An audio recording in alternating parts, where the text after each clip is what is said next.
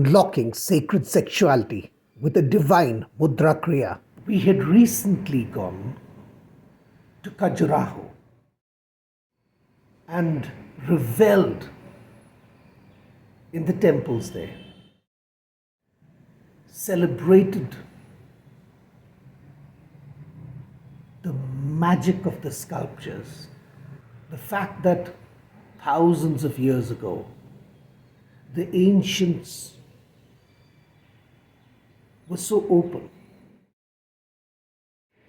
and saw that physicality, that sexuality was divine.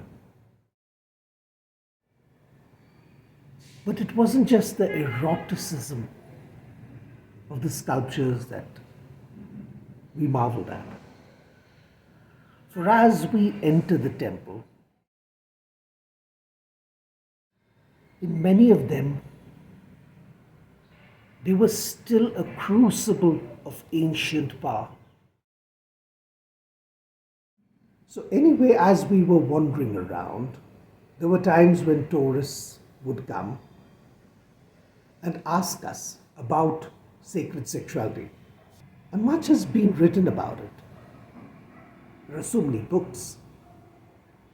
The Kama Sutra, Anangaranga, from the Islamic tradition, the perfume garden, or even in the Old Testament in the Bible, we have the Song of Solomon. Well, the first thing that we'd like to say is something that is there in all of them. There is the notion that the celebration of life and divinity can hold hands.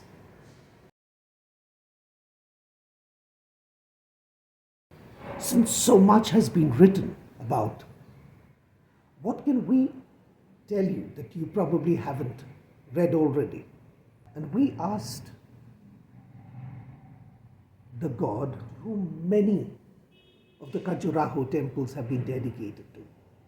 We call him the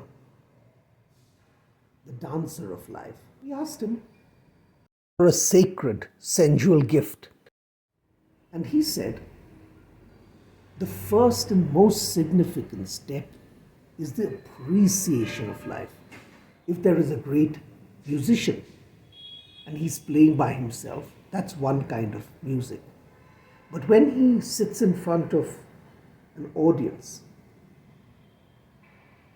and he finds the audience understanding, responding, it becomes so much richer.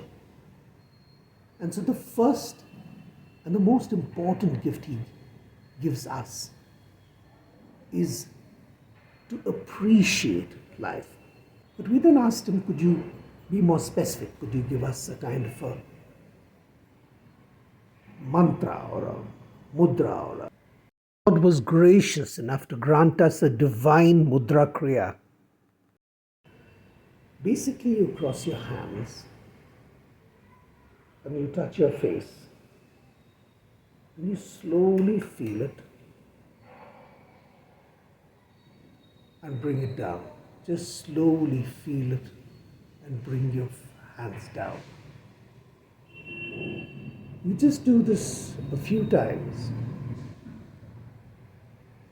Yes, it is that simple. But as you do it for a few times or for a few minutes, you will discover, if you look through aura eyes, that in fact, two very significant nadis, which in India we call Ida and Pingala,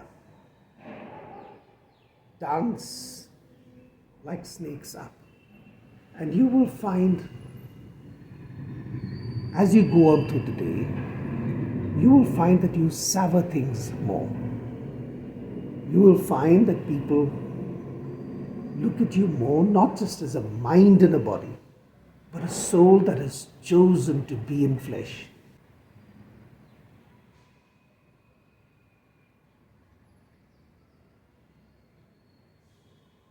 Now a little bit more on the practice of it.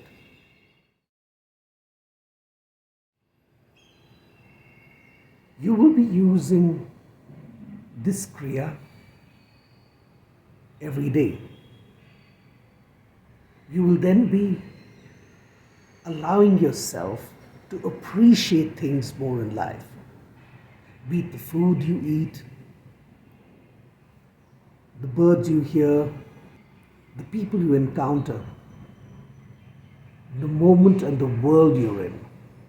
Now you may ask, how do you link this with a sacred sexual practice? Well, you've already started it. For as you start appreciating yourself and appreciating your partner, then the dynamics change, become more intense, more real. Small note about sacred sexual practices. Many in life think that sexuality is all about numbers, about ferocity. In sacred sexuality, it is about intensifying something to such an extent that it can be a truly liberating force. So it's not just bonking. If you want to engage in a sacred sexual practice, then you have to spend months restraining yourself, allowing yourself to appreciate life, allowing the forces to build up. And then on a specific date, linked up with the moon calendar that suits both of you, you invite the divinity that is in nature, that is in all creation, that is in your body, to sweep through you, touch you, and reach up to its highest peak. You have got something from this video. Please do share the video and subscribe to our channel. There are many articles also on our website waiting for you to read and to grow.